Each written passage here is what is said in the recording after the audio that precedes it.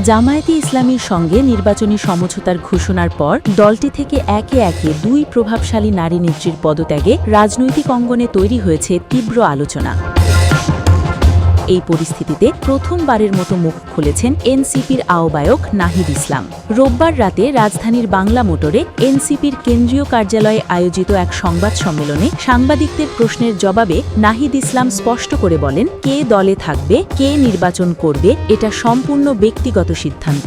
জামায়াতে ইসলামের সঙ্গে নির্বাচনী সমঝোতা নিয়ে তাসনিম জারা ও তাজনোভা জাবিনের পদত্যাগ কি এনসিপির ভেতরে ভাঙ্গনের ইঙ্গিত দিচ্ছে? এর জবাবে নাহিদ ইসলাম বলেন, এনসিপির নির্বাহী পরিষদের সঙ্গে আলোচনা করেই এবং সংখ্যাগরিষ্ঠ মতের ভিত্তিতে এই জোটের সিদ্ধান্ত নেওয়া হয়েছে।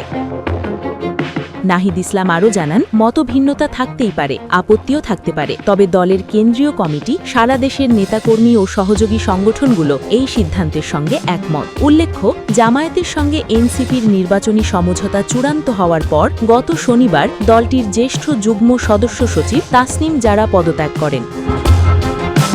এক ফেসবুক পোস্টে তিনি জানান, বাস্তব প্রেক্ষাপট বিবেচনায় তিনি কোনো দল বা জোটের প্রার্থী না হয়ে ঢাকা ৯ আসন থেকে স্বতন্ত্র প্রার্থী হিসাবে নির্বাচনে অংশ নেবেন। ইতোমধ্যেই তিনি ঢাকা ৯ আসনের ১% ভোটারের স্বাক্ষর সংগ্রহের কাজও শুরু করেছেন। অন্যদিকে এনসিপির যুগ্ম আহ্বায়ক ও ঢাকা ১৭ আসনের মনোনীত প্রার্থী তাজনোভা জাবিনও দল ছাড়েন। ফেসবুক পোস্টে তিনি জামায়াতের সঙ্গে সমঝোতার প্রসঙ্গ টেনে লেখেন, এই জিনিস হজম করে মরতেও পারব না আমি। এই সংবাদ সম্মেলনে নাহিদ ইসলামের সঙ্গে উপস্থিত ছিলেন এনসিপির নির্বাহী পরিষদের সদস্য সচিব আখতার হোসেন সহ কেন্দ্রীয় নেতারা এবং ৩ নারী নেত্রী।